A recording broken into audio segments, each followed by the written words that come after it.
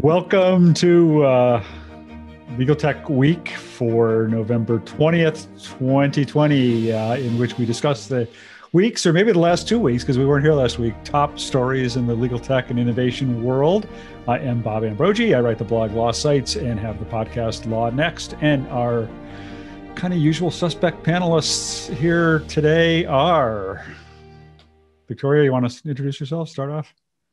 Hey everyone, my name is Victoria Hutchins. I'm based in Philadelphia and I write for ALM's Legal Tech News publication, where I write mostly about legal tech news and the intersection of law and technology. And Joe? Joe Patrice from Above the Law and the podcast Thinking Like a Lawyer, I suppose. I'm happy to be here. It's been a fun week. Am I leaking? I don't want to make sure I'm not. Victor, introduce yourself. Hi, everyone. My name is Victor Lee. I'm assistant managing editor with the ABA Journal. I cover the business of law and technology.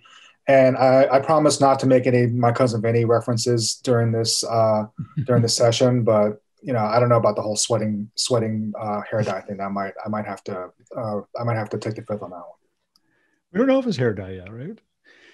Zach. Hey everybody, I'm Zach Warren. I'm editor-in-chief of ALM's Legal Tech News, based here out of Minneapolis. And am I the only one who hasn't really watched My Cousin Vinny? I don't think I could make a My Cousin Vinny reference if I tried, if I'm being quite honest. Yeah, you're the only one. Nikki? I am Nikki Black, the legal technology evangelist with MyCase Law Practice Management Software. And as my title suggests, I try to help lawyers understand and use technology, in part through writing articles on different publications, including the ABA Journal, Above the Law, Daily Record here in Rochester, New York, which is where I'm based, and the MyCase blog. And I prepped for this by rubbing deodorant all around my hairline, so I think I'm going to be good. We'll see. And let's see, Steve. Steve Embry, I write the blog Tech Law Crossroads, and I guess I have graduated from a guest panelist to a regular panelist, so thank you very much. I really enjoy it. Whether that's a distinction or a dubious distinction, we don't know. But, I was going to say it might fall under the heading "No good deed goes unrewarded." Exactly, right.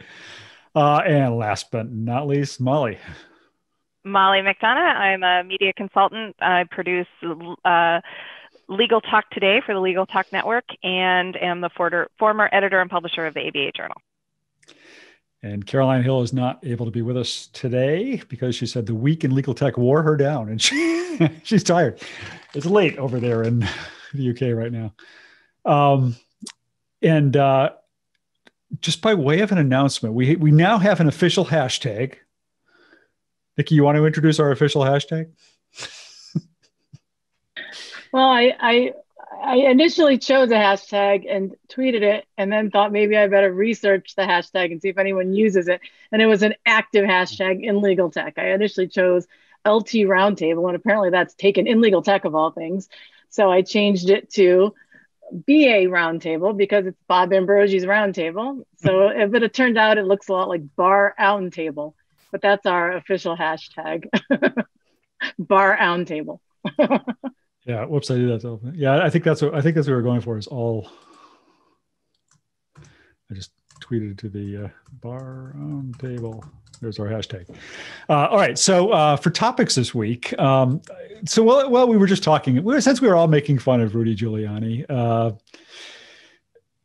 Where do we even start with that story? Now, everybody talked about hair dye, but at least one of the late night comedians would say maybe it was just Merlot leaking from his pores. So had we considered that possibility? Well, the New York Times did a whole story about it where they talked to stylists and hairstylist stuff, and they were like, no, it probably wasn't hair dye. It was probably eyeliner or mascara or something, or I think maybe he colored his sideburns or something. So there's a whole industry of stories now that are devoted to trying to figure out what was going on there. We'll never know the truth.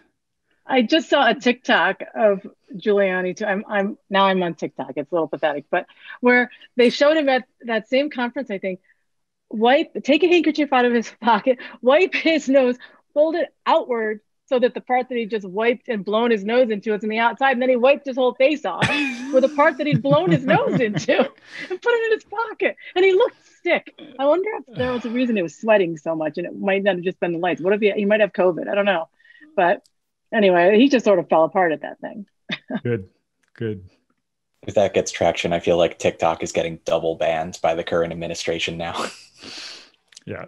We just planted Giuliani on TikTok to fool the Chinese government since they're monitoring everything that goes on there, right? His most recent filing, he asked for, he wants like 1.2 million ballots sent to them. So it's an e-discovery story, sort of.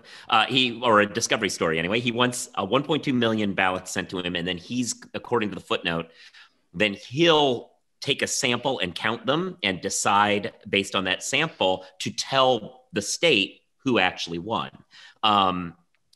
Apparently, no one's really going along with this idea that the solution is to outsource the winner to him, but that is certainly what he's after. And if you're in the discovery biz, you might soon be able to help him, I suppose. And then go ahead. Oh, I was going to change topic. Go for it. Go ahead.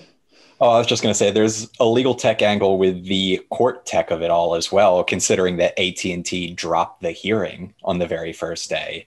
There were 4,000 people signed up for the call. AT&T, for whatever tech reason, couldn't keep it going. And then everything had to be postponed as they were trying to scramble, and ended up getting 8,000 people back on the call.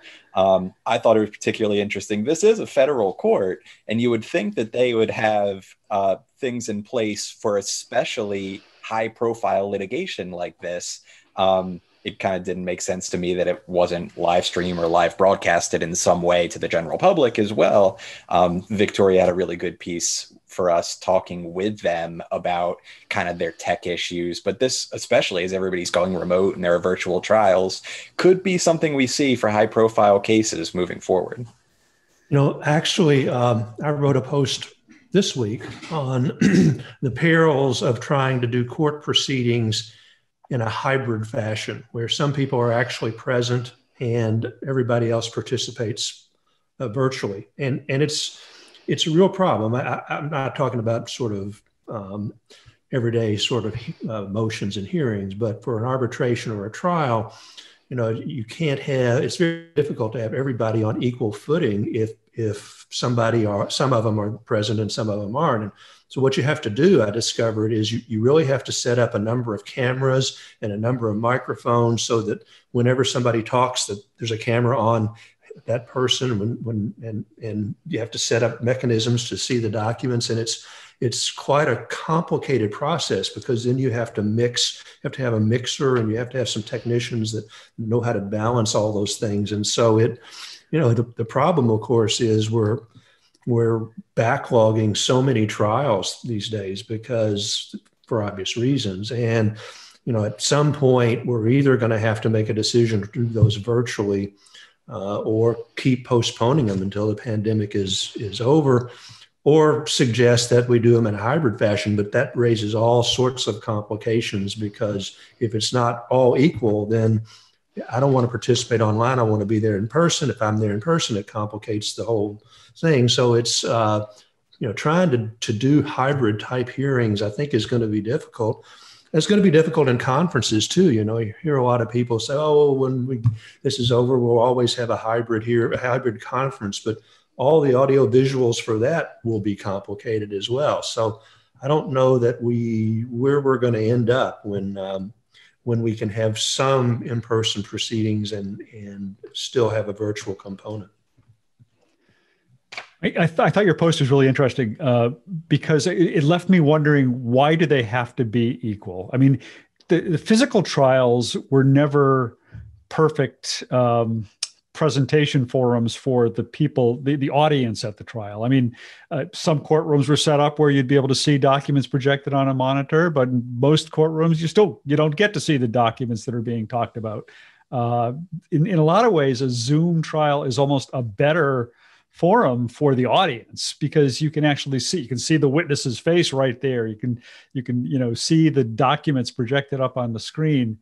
But what's wrong if there's a hybrid presentation so the people who choose to go to the courtroom don't get the same experience as people on Zoom? People on Zoom get a different experience. Steve, I just want to throw in just another example of why these hybrids.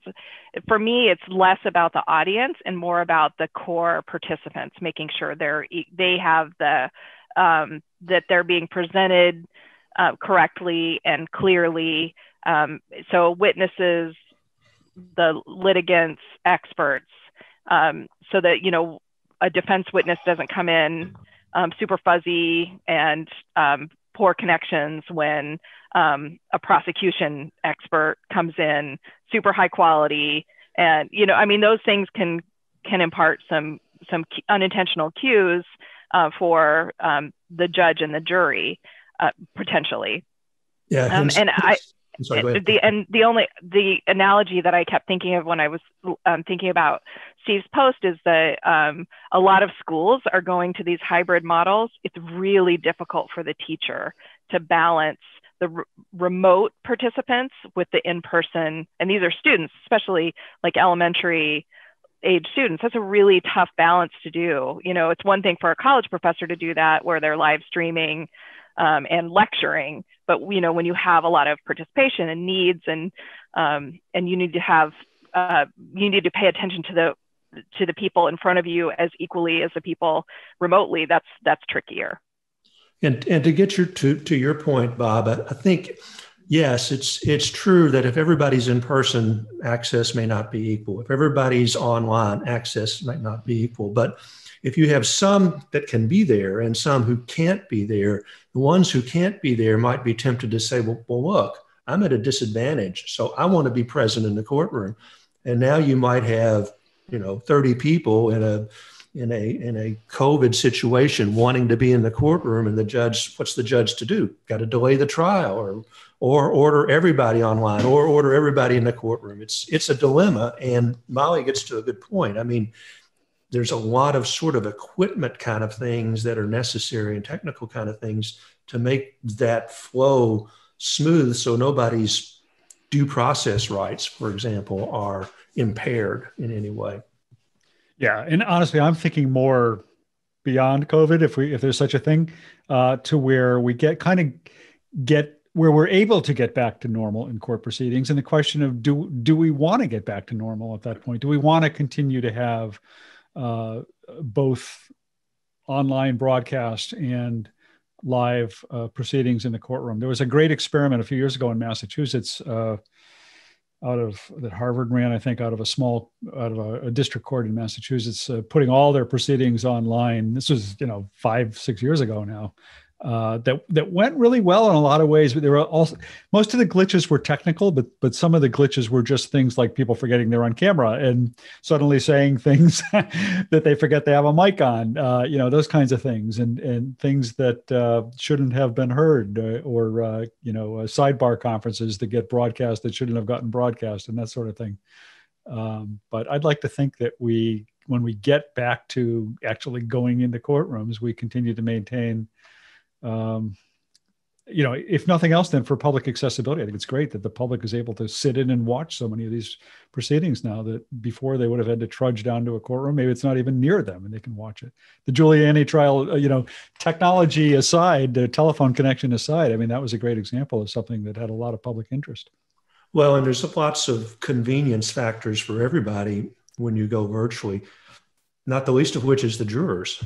As I think we've talked about before, we tend to forget these poor jurors that have to travel, to a downtown facility and spend however many days it takes for very little compensation and have their entire lives disrupted.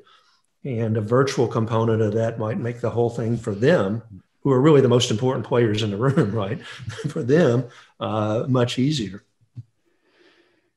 So I think we have this like wonderful segues, because we go from Zach talking about the telephone trouble to you're talking about the hybrid proceedings to judges singing about the fact that they will be back. Joe, do you want to tell us about that? Yeah. So fun thing for anyone who hasn't seen it. It's on Above the Law as well as a few other outlets. But down in Texas, they were having the virtual meeting of the Federal Bar Association, and Judge Elrod and Judge Eskridge, Elrod of the Fifth Circuit and Judge Eskridge of the Southern District of Texas, decided that a way in which they could lighten the mood for the poor people who are watching this thing virtually and still kind of, I guess, not really in lockdown because Texas, but if they're, maybe smarter than their government in lockdown in Texas. And so what they did is they put together parody lyrics to Hamilton's song and performed it, and they killed it. I am not a big fan of bad karaoke attempts to make jokes, and they weren't. They were very good. I thought he in particular stole the show. He kind of embodied the character from the original while he was doing it. I thought it was fantastic. You should take some time to go watch this. I guess I can put it in the chat for everybody. Actually, somebody did there. Yeah, Thank you. Yeah. Yep, Nikki did it. All right. Yeah, no, it was a lot of fun. Just saying that they'll be back, but they do talk about legal tech in there. There's I think one of the better clever lines is that it's not all doom and gloom. We'll just see you over Zoom is what the judges were telling all the practitioners. And very good. Yeah, I mean, if I were ever to do a music video, you are not the person I would send it to for a critical review. So that says a lot. At Above the Law, we do this annual contest, the Law Review, spelled VUE. What a lot of law schools have these performances every year where they do this sort of thing, and they the law schools send us videos of their best submissions, and we judge them. And I've gotten something of a reputation as the mean one because I really think most of them aren't good and aren't funny. But this was fantastic. Yeah. And plus, what was the law firm that you guys trashed for years? Was it? I think it was a large Boston law firm that got trashed for years for its bad music video or something. Oh, well, that wasn't even a video. That was just a theme song, and it got so bad that they tried to sue us for putting the YouTube of them singing it on the website and everything. It was really ridiculous. But yeah, everyone's a winner there. Yeah, that's the one. Everyone's a winner at Nixon Peabody. So another way in which there's been sort of a convergence of different stories in the last couple of weeks, I think, is with regard to legal tech marketplaces. And a couple of us have had stories this week that relate to that. I wrote way back in October about the launch of this thing called the Legal Tech Hub, which was Nikki Shaver and Chris Ford, who are husband and wife team, launched this Legal Tech Hub, which is a pretty ambitious process to create a directory of pretty much all the legal tech products in the world, at least all of those of interest to larger law firms and corporate legal departments. But over the last couple of weeks, there's been a couple of more stories about not exactly legal tech hubs, but legal tech marketplaces of one kind or another. The one I wrote about was the Thomson Reuters launch this week of this marketplace, which they are describing as an online store where users can come and actually sort of demo and try out legal tech products and services before buying them. And then potentially then go ahead and I guess buy them. And you might think this is just Thomson Reuters products. It's not, but as I understand it, it is. All of the products are applications or add-ons that work with Thomson Reuters products. So many of them in particular are add-ons or integrations for HighQ or Elite, the Elite 3E business management product.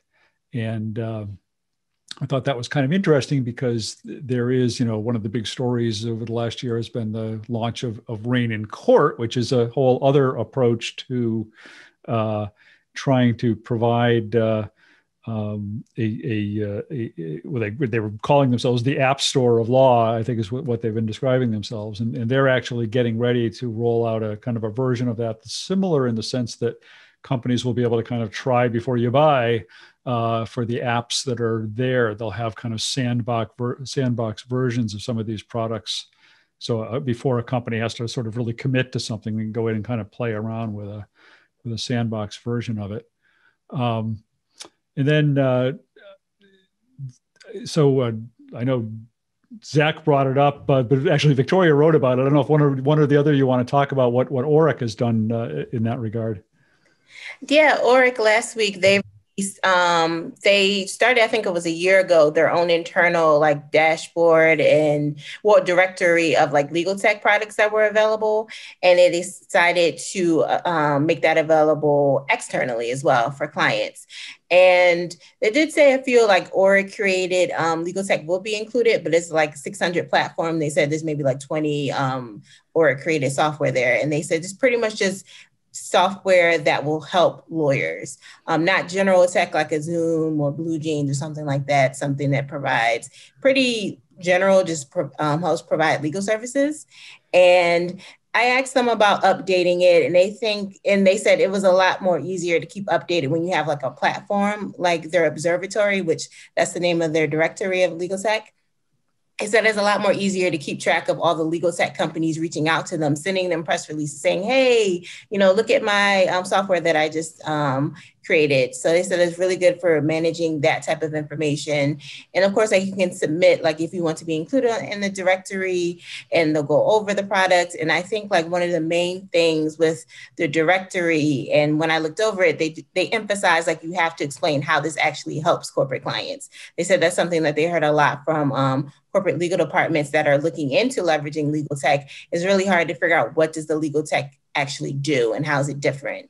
And I think kind of like getting lost in like that buzzwords and marketing terms, that's what Oric said they're trying to cut through and provide like a resource so you can have access and reach out to legal tech companies if you're interested in their software. So I think it's interesting, especially because Oric said there's no like point solution out there. So you have so many tech and software that says like, oh, we can do this, we can do that, and not that all in one platform, that you need that type of directory to help you figure out like what's out there. Yeah. One of the other interesting things about the Thomson Reuters announcement was the apparent collaboration they're doing with KPMG for some sort of consulting activities. And I don't know if it is relating to supply of or purchase of legal technology or exactly what, but thought that was kind of interesting. Once again, the big fours gradually inching their way into the legal market in the US. Yeah, that was interesting. And they were not very explicit about that. But I mean, what they said is that it's primarily that KPMG is building applications internally. Their KPM Legal Services, or whatever they call their legal group, is building applications internally to run on the HighQ platform. And so I think it's going to be applications, not services so much, that they're going to be included in that marketplace, as I understood it. But I can't say I'm positive about that. Yeah, it was not totally clear. That just the interesting thing to me was the kind of the combination of the two, and KPMG's increasing involvement at various levels in the legal ecosystem. Yeah. If I remember correctly, I think KPMG and HighQ had brokered a deal to share some services and have a partnership even before they were purchased by Thomson Reuters. So I think that this is just a little bit of an extension of that. Oh, okay. I don't know if there's I think part of what this reflects, I would imagine, is just the growing universe of legal technology products. And I think all of these things that we're talking about, the Oric thing, the Thomson Reuters thing, the other directory that I talked about that Nikki Shaver launched, are all kind of focused at big law, big corporate legal departments. And I think part of the problem is there are just so many products out there now. And I think those responsible for making purchasing decisions are having more and more trouble sorting through them all and making decisions about them all, and even figuring out what the universe is and what's out there. And I think there's a real need for these things. But as Molly commented, I think when we were talking before the show started, the trick with these is not just launching them, but keeping them current and keeping them up to date. And that's a real challenge. Yeah, but I like the try before you buy thing, because I mean, I can see how it can be intimidating for a company, especially if they don't, if they don't, if this is like their first foray or they're just dipping their toe in, it's like, I don't know when the next time they'll be able to go to a conference is, but the next time they go to a conference and they go to the expo floor and they talk to all these different vendors, all these vendors have these wonderful products that'll do everything that they want and will change everything and save them all kinds of money and do this and do that and do that. And it's like, well, okay, so if they all do these things, then, what's the difference, right? So, I mean, I can see why that would be something that would catch on with these various companies. But, like your conference girlfriend, Bob, just said in the chat, it'll be interesting to see what, the statistics will be like in a few months. And so I think, that will bear watching, especially to see if, they keep up to date with these things, like what Molly said, and, what everyone else was talking about with just regards to keeping these things up to date and whether or not they're even catching on. Victor, I was trying to figure out whether you're being sarcastic. If only there were some technology that would help me with that. Well, so is that segue? Is that segue to my thing? Killing it today. That's a segue. All right. So yeah, I saw this because we've talked a little bit about this in the past about how, AI has difficulty trying to determine sarcasm in, text and, images and text and images and whatnot. And so, there was an article that came out this week looking at how, I guess, researchers in China have developed this way of looking at text and images together to determine whether or not there's sarcasm there. And I mean, I mainly picked it because I love the headline. It said AI researchers make a sarcasm made a sarcasm detection model, and it's so impressive. And just reading through the article, I didn't know if the whole article was meant to be sarcastic or if it was just a headline. So maybe this proves the difficulty of detecting sarcasm, because even I was having trouble with it at times. But I think it was like I think that this new method was a 2.7 improvement on the prior one. I'm just like, that doesn't seem like a major breakthrough. It doesn't seem like a lot. So maybe the whole article was meant to be sarcastic and therefore to kind of illustrate the difficulties in really determining, because if humans have trouble with it, then how can machines be able to discern these things? So I mean, I just thought it was a very good kind of possibly meta article about sarcasm detection in general and how it still continues to befuddle, even the most advanced AI. I feel like we should have more meta articles in legal tech in general. Like, just have a document creation software just literally create an article about itself and just see if anybody can tell the difference. I think that'd be fun. I did once. I think I might have even mentioned this on the show once. But when one of my sons, not the one who helps produce the show, but my other son was playing around with some AI software, and I gave him a text file with all of the columns I'd ever written for Above the Law, and asked if he could generate a column for me without me having any input. And it came out as gobbledygook, which is probably an accurate representation. and it's the highest trafficked column on the history of Above the Law. No, I didn't publish it. I did not publish it. But I would like to try it again sometime. Okay, from sarcasm to, I don't know, avatar conferences? Well, because I all right, everybody, buckle up. Because I sound like a broken record, I also submitted an article that I'd written as well that was not about avatar conferences. So, I actually like a legit thing about email and the ethical issues people need to think about. We can do that. So, can I talk about that really quickly so I don't sound like a psychotic avatar focused person? So I wrote an article on my sui generis, for the Daily Record that I republished on the sui generis column, and it just caught my eye because it was a blog post written by Florida's Ethics Council. It wasn't an official opinion, but it talked about some of the issues that you encounter with email when you use it to communicate with clients and also opposing counsel. This has been addressed before by other ethics bars, but at the end of the day, it just highlighted one more issue with email, which is that when you CC clients, you run into two different ethical issues. One is that the clients may reply all and inadvertently disclose confidential information. The other is that you put opposing counsel in the bind of possibly impermissibly communicating with someone represented by counsel once you CC them in, if they should reply all. So it just is another example of, even when you're not talking about the security issues with email, there are other issues of confidentiality that may arise. And it's just one more reason why, now that we're all working remotely and are relying on our electronic communications even more, it's better to just switch to some sort of secure, more secure way to communicate. I always say client portals, but there's obviously encrypted email as well, but then you still run into some of those CCing issues. So I thought that was really interesting and timely. But I also, Rick George is a lawyer in Florida. He has a blog called Future Lawyer.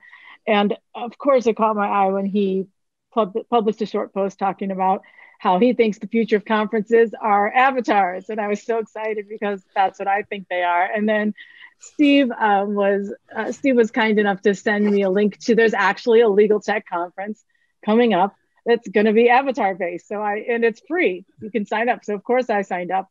And I'll put a link to that in case anyone wants to attend it. It's, e-discovery is not my jam, but this isn't, it's avatar and it's legal tech, so I'm there. It's edrmsexpo.com. It's on December 3rd. And it is an avatar based conference. So essentially you create an avatar and then you get to wander around and you're with your avatar. And listen, the reason I think this is so exciting is because it gamifies conferences. Right now, we're all zoomed out. We stare at a screen all day. Then you go to conferences and you stare at a screen all day. And sure, you get to kind of talk to people sometimes at the conference, but this way it gamifies it. It makes it fun.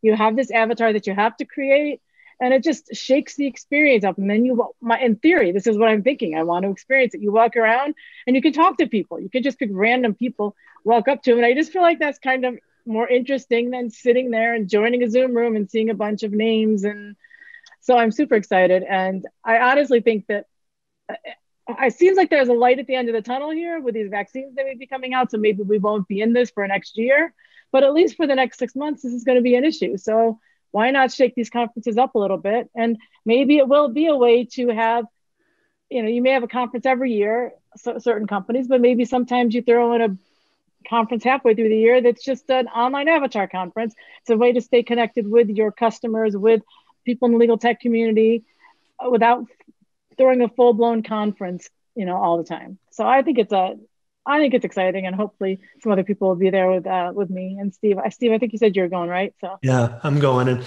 I actually went to the developer site, the people that are putting it on, and kind of looked at it, and it really does kind of look like a video game, like The Legend of Zelda, where you push the little thing and the little guy runs around and does certain things. So it'll be really interesting. I think it's kind of got some potential. I don't know about the kind of the presentation end of things. That seemed a little flunky to me, but the exhibit hall kind of thing, that could work, Is that using the same tech that Rick George has written about, the same platform, or is that? I think it's different. Don't you, Nikki? I think it's different. Yeah, I think it's different. There's a handful of them out there, and they all seem to do the same thing. You can walk up to other people, interact with them, or talk to people at your table while there's a talk going on, and also have these breakout groups where everybody walks into the room. But there's a reason they talk about gamifying things. And this is the perfect time to gamify online legal conferences since we don't have any other option, and make it just a little bit, because I know that people are zoomed out. I understand from talking to people in the industry that CLE numbers are starting to decline because during the initial quarantine, everybody was taking CLEs because they had nothing else to do. They thought they'd get their credits in. And at this point, everyone's zoomed out and they're just tired of looking at a screen all the time. And that doesn't bode well for the conferences over the next 6 months, I don't think. So I was just about to tell people they should go watch the Zoom video I recorded with you earlier this week talking about legal ethics in the time of COVID, but I'm going to retract that suggestion right now. Well, that was fascinating. So I don't know. No, that actually was interesting. That was actually fun because we talked about things like, some of the things we talked about on this show before, but can a lawyer withdraw from a case because of fear of COVID, or what was the other? I'm blanking on the other. Anyway, that's up on my blog as of today, and you can find my interview with Nikki there. It was all the ABA Journal column wrap up from all the columns I'd written about over the past year, wasn't it? Or were you talking about ethics specific? I'm not sure. Doesn't matter. We talked about that. Our interview was both ethics and essential work from home technology that everybody should know about. So, Molly, what do you got this week? So I just kind of along the lines of some of the things we've talked about already today. There was a Future of the Courts post-pandemic commission in New York, and they came out with some recommendations. And I think this kind of goes to the point you were making, Bob. It wasn't looking at some of these bigger case changes, but they were looking at implementing things that, like small claims, online dispute resolution for small claims courts, things like that we're seeing in other places that have already been tested or shown some really good use cases. So I thought that was interesting. It's just a recommendation at this point, but it comes from a pretty strong constituency. So I'm thinking that that'll move things forward, partly out of necessity as backlogs are dealt with and the pandemic issues continue on. And then back to conferences, Caroline's not here to talk about it, but she hosted a webinar, Legal IT Insider with ILTA, on lessons learned from virtual conferences. And there was a lot of discussion about the things we've just been talking about fatigue and engagement, and and some of it comes back down to a lot of the things you deal with when you're putting together a story or a marketing campaign. What is it that we're putting a conference on for in the first place?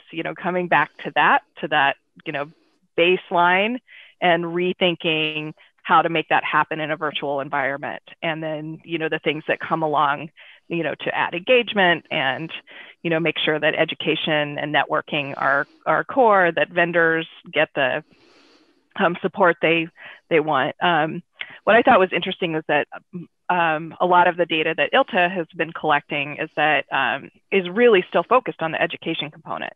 So even though, we hear a lot of talk about engagement and bells and whistles, to me, it seems like the focus should still be on how you create a really strong education component that's meaningful and seamless. And so there was a lot of discussion about that. One of the things, so I attended most of a conference this week put on by Pro Bono Net and some partners called Decolonizing Justice. And one of the things they did, and Stephen has seen this in other conferences, is they had a live note taker who, it wasn't an AI product, which also exists to do transcriptions live so that you can follow along, but it was somebody who was taking notes, really nice highlight notes, so that I found it incredibly useful, because sometimes you get engaged and you miss something somebody said, or what happened to me a few times. I had to take a call, duck out, and then I got to go look through the notes, and then was totally back on track for the Q&A later. I understood what was being discussed. I thought that was really useful. And the more I thought about it, the more I appreciated how, what they'll do at the end of this conference is send everybody the videos. Well, who actually watches those after a conference? A week-long conference, are you really going to go sit through or filter through even the one session you were interested in? I don't know, but I would totally skim notes, like, right, crib sheet notes. So yeah, I thought that was really neat. And they also did simultaneous translation in Spanish for most of the key programs. Yeah, I've seen that used. Victoria just won Rate My Skype Room, if anybody noticed. I've seen that used. Thank you, Courtney. We've got multiple people speaking at the same, in a like a panel discussion or a discussion with a big group. To have a note taker is really cool, because you can't keep track of who's talking fast enough if you're trying to do it yourself. Yeah. I a couple of notes on that one. I've heard talk that there's a group possibly getting together of vendors to meet and talk about what to do about virtual trade shows, and not invite any of the organizers of virtual trade shows to that meeting. Try and come up with some kind of a vendor approach, because a lot of vendors are very unhappy with the state of affairs. And another sort of small world or segue or something issue is that New York report, that New York commission that you talked about, Molly. There's a couple of different committees to it, and I'm actually on one of them. There's also a separate technology working group that's working through looking at how the New York courts should redesign their websites or have a better web presence than they do now. And the whole reason I'm on that committee is because I went to Nikki Black's dinner at Legal Tech New York that my case holds every year, and happened to sit next to a person who's the chair of this committee. And next thing I know, I'm roped into a committee on the New York courts, even though I'm based in Massachusetts. So that makes a lot of sense. I think I know who that was. I'm sure you do.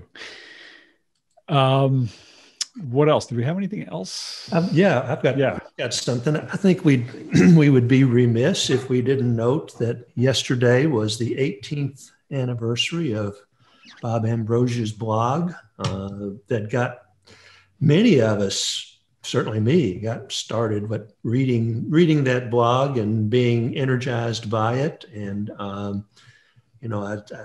one of the first times I was introduced to Bob, he was described as the godfather of legal tech. So I think 18 years at doing anything, but particularly doing a blog, ought to be celebrated and congratulated, and it's certainly worth noting by everybody. So thanks, Bob, for 18 years of hard work, and hope you got 18 years more in you. It's the best argument for avatars yet. I think. At least I could look 20 years younger, but thank you, Steve. I appreciate that. And it's been a lot of fun doing it. But my Italian heritage finally gets me something. Was there anything else that people want to talk about? I feel like there was something I just threw something into the chat. My ABA Journal column in December is going to be about the top 5 legal tech stories. And I sort of crowdsourced that already on social media, but I had intended to ask all my co-panelists, and I'm certainly interested in obviously what any attendees think. So if anyone has any votes, feel free to either let me know offline or in the chat, or otherwise. I'm just trying to get a sense of what the community in general thinks, legal tech space thinks were the biggest stories. Make sure I cover all my bases. Yeah. I will look forward to reading that. I'm already getting, do you guys all get the pitches from PR people saying, if you're doing a future of what's going to happen in 2021 story, let us know and we'll get you some expert who's going to tell you. I hate future stories myself. I like retrospective stories because you can, that's real. You can talk about it and look at it. I hate stories trying to prognosticate about what's coming down the pike over the next year. To be clear, mine's the top 5 of 2020. Yeah. So I'm I know. I'm looking forward to that. I'm just interested in what people think are the... And I'll be doing the same. My next story that I was going to assign you was going to be the top 5 of 2021 that's due the next month. So you come up with 5. It's hard to see how the top legal tech story of 2020 isn't the coronavirus, by the way. Somehow, yeah. Right. Yeah, and didn't we all thinking... Courtney says future stories are written so we can laugh about them 10 years later, which is so true. And didn't we all think in December of last year, like 2020, the start of a new decade, everything's going to be great. And just look at what's been so much. Yeah. So. Where did our I'm starting to... I'll throw in a future prediction that on John Broder's questions that UPL is going to be front and center for 2021 again, especially with a lot of the regulatory changes in Utah, Arizona, Minnesota. We're going to see it now in New York with some of these recommendations. Florida's coming along. So I think these are all going to be issues that we'll either see in sandboxes or coming up in litigation. I think that's a safe bet. Sort of like that the Patriots will be in the Super Bowl. I don't. My Eagles are pretty bad this year, so you know. I don't think either of you should be watching TV right now because it doesn't look good for either. Yeah. All right. As a Steelers fan, on the other hand. Yeah. No, I worry the Steelers are peaking a little too soon. I think that's true. I actually have no. I would not put money on them being in the Super Bowl. So. I agree. I actually am thinking the same thing. All right, we are not going to be here next week. We are going to take the day after Thanksgiving off, but we will be back the week after that, whatever date that is. I have no idea. And hope to see you all back then. And hope you all have a great Thanksgiving to the extent you're able to do that. And see you back in 2 weeks. Thanks, everybody, for being part of it today. Bye, everyone. Bye all. Happy holidays. Everybody. Stay safe.